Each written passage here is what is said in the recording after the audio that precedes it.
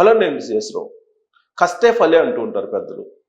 ఎవరైనా సరే కష్టపడితే ఖచ్చితంగా ఇవాళ కాకపోయినా రేపైనా ఫలితం వస్తుంది అనేది పెద్దవాళ్ళు చెప్పేటువంటి మాట. మరి లోకేష్ విషయంలో కష్టపడ్డాడు, మరి ఆయనకి తగినటువంటి పదవి వచ్చిందా రాలేదా అనే దాని మీద చర్చ జరుగుతుంది. వాస్తవంగా తెలుగుదేశం పార్టీ అధికారంలో లేనప్పుడు 2019 నుంచి 2024 మధ్యలో అనేక రకాల ఇబ్బందులు పడినటువంటి వాళ్ళు ఉన్నారు. అత్యంత ఎక్కువగా ఘోరంగా అవమానపడినటువంటి వాళ్ళు ఆంధ్రప్రదేశ్ ముఖ్యమంత్రి చంద్రబాబు నాయుడు గారు. ఆయన గతంలో ప్రతిపక్ష నేతగా ఉన్నప్పుడు, జగన్మోహన్ రెడ్డి గారు అధికారంలో ఉన్నప్పుడు జైలుకి కూడా వెళ్ళాల్సి వచ్చింది. ఆ తర్వాత ఎవరైనా బాగా జగన్మోహన్ రెడ్డి గారి హరాస్మెంట్కి గురయ్యారు అని అంటే అది లోకేష్ గారు. తన తండ్రిని రాజమండ్రి సెంట్రల్ జైల్లో పెట్టినప్పుడు కనీసం వెళ్ళి పలకరించడానికి లేదా కలవడానికి కూడా జగన్మోహన్ రెడ్డి గారు అనుమతి ఇవ్వనటువంటి సిచ్యువేషన్ మనం చూసాం. అంతేకాదు చంద్రబాబు గారిని అరెస్ట్ చేసినటువంటి సందర్భంగా, ఆయన్ని కోర్టులో ప్రవేశపెట్టిన సందర్భంగా ఆయన్ని పలకరించడానికి లోకేష్ వెళ్తే అక్కడ ఉండేటువంటి పోలీసులు కనీసం చంద్రబాబు నాయుడు గారిని కలవడానికి కూడా ఒప్పుకోలేదు. అంటే ఏ స్థాయిలో ఆయన్ని హరాస్ చేశారు అనేది మనం గుర్తుంచుకోవచ్చు. అలాగే చంద్రబాబు గారు రాజమండ్రి సెంట్రల్ జైలుకి వెళ్ళిపోయిన తర్వాత ఆ కేసుకు సంబంధించి సమీక్ష చేసుకోవడానికి, ఆ కేసుకు సంబంధించినటువంటి అంశాలని మానిటర్ చేసుకోవడానికి ఢిల్లీ వెళ్ళారు లోకేష్.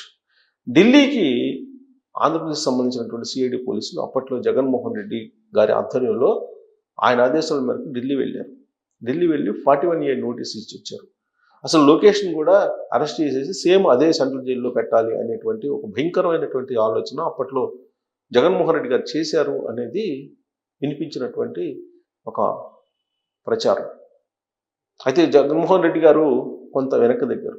చంద్రబాబు నాయుడు గారిని అరెస్ట్ చేసిన తర్వాత అప్పట్లో వచ్చినటువంటి ప్రతికూల వాతావరణం ఏదైతే ఉందో దాన్ని ఇమీడియట్గా గమనించారు. అందుకే ఆయన లండన్ నుంచి వచ్చిన తర్వాత చంద్రబాబు నాయుడు గారి అరెస్ట్కి నాకు సంబంధం లేదు, అది బీజేపీ ఢిల్లీ పెద్దలు చూసుకున్నారు, ఆయన్ని నేను లండన్ వెళ్ళినప్పుడు ఎత్తేశారు పోలీసులు అని వ్యాఖ్యలు చేశారు అని అంటే చంద్రబాబు నాయుడు గారిని అరెస్ట్ చేసిన తర్వాత జరిగినటువంటి పొలిటికల్ డ్యామేజ్ ఏంటి అనేది ఇమీడియట్గా జగన్మోహన్ రెడ్డి గారు అప్పట్లో గమనించారు. అందుకే ఇమీడియట్గా లోకేష్ని అరెస్ట్ చేయాలనే ఆలోచన ఉన్నప్పటికీ కూడా మరింత వ్యతిరేకత వస్తుందని చెప్పి ఒక అడుగు వెనక్కి వేశారు అనేది అప్పట్లో పొలిటికల్గా వినిపించినటువంటి మాట. ఆ సమయంలో మొత్తం ఇంటెల్లిపాది రోడ్డు మీదకి వచ్చారు. భువనేశ్వరి గారు, బ్రహ్మణి గారు, లోకేష్ అందరూ రోడ్డు మీదకి వచ్చారు. రాజమండ్రి సెంట్రల్ జైల్లో 53 రోజుల పాటు చంద్రబాబు గారు ఉంటే భువనేశ్వరి గారు ఆ రాజమండ్రిలోనే అక్కడే ఉన్నారు, బ్రాహ్మణి అక్కడే ఉన్నారు. క్యాడర్ తోటి ఆవిడ లీడ్ చేస్తూ క్యాండిల్ లైట్లు వెలిగిస్తూ నిరసన వ్యక్తం చేశారు. భువనేశ్వరి గారు నిజం గెలవాలనే కాన్సెప్ట్ తోటి ఆవిడ ప్రజల మధ్యకు వెళ్ళారు. ఇవన్నీ మర్చిపోలేనటువంటి సంఘటనలు, మర్చిపోలేనటువంటి అంశాలు.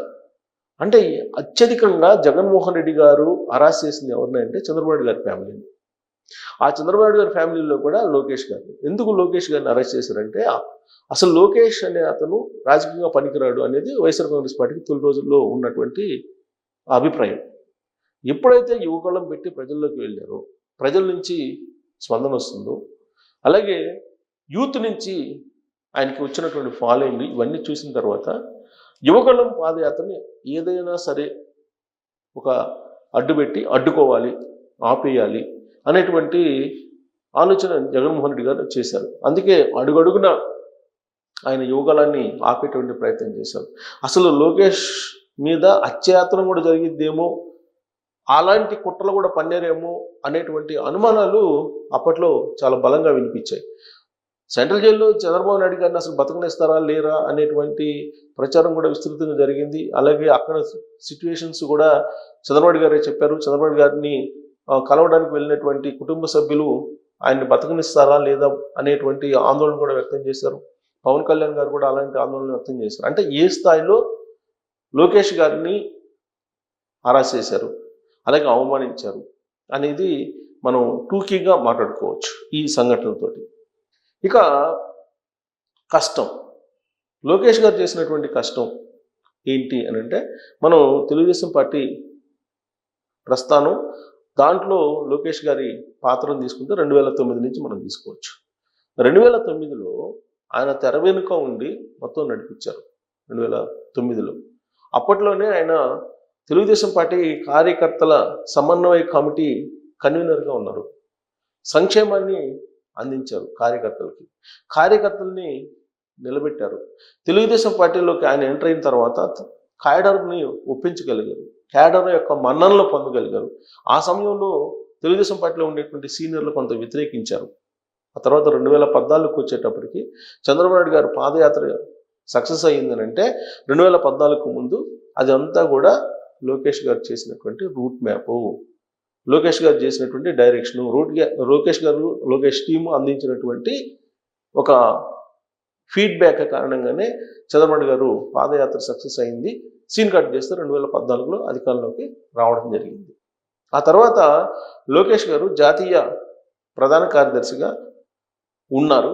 ఆ తర్వాత మంత్రి పదం చేపట్టారు. మంత్రి పదం చేపట్టి పంచాయతీరాజ్ ఐటీ శాఖ మంత్రిగా ఆయన సక్సెస్ఫుల్ మంత్రిగా గుర్తింపు పొందారు. ఆ సందర్భంగా ఆయన పడినటువంటి కష్టం అనేది అక్కడ ఉన్నటువంటి పాలకులకు, అక్కడ ఉన్నటువంటి అధికారులకు తెలుసు. ఆయన ప్రధాన కార్యదర్శిగా ఎలా కష్టపడ్డారు పార్టీలో ఇంటర్నల్గా అనేది తెలుసు. అసలు అమెరికా సైన్యాన్ని మించిపోయేలాగా ప్రతిపక్షంలో ఉన్నప్పుడే సభ్యత్వం నమోదు చేయగలిగారు లోకేష్ గారు. ఇప్పుడు తాజాగా 1 కోటి మందికి పైగా సభ్యత్వాన్ని తీసుకునేటువంటి పరిస్థితికి ఆంధ్రప్రదేశ్లో ఉన్న తెలుగుదేశం పార్టీ వచ్చింది. అలాగే తెలంగాణలో కూడా సుమారుగా 2 లక్షల మంది సభ్యత్వాన్ని తీసుకున్నారు. తెలంగాణలో కూడా పార్టీని బలోపేతం చేయడానికి ప్రయత్నం చేస్తున్నారు లోకేష్ గారు. దానికి సంబంధించినటువంటి చర్చ కూడా అమిత్ షా సంబంధించినటువంటి సమక్షంలోనే జరిగిందని కూడా తాజాగా తెలుస్తుంది. ఎందుకంటే అమిత్ షా ఇటీవల ఉండవల్లిలో మీటింగ్ పెట్టినప్పుడు తెలంగాణలో అంశాన్ని కూడా ప్రస్తావించారని కూడా తెలుస్తుంది.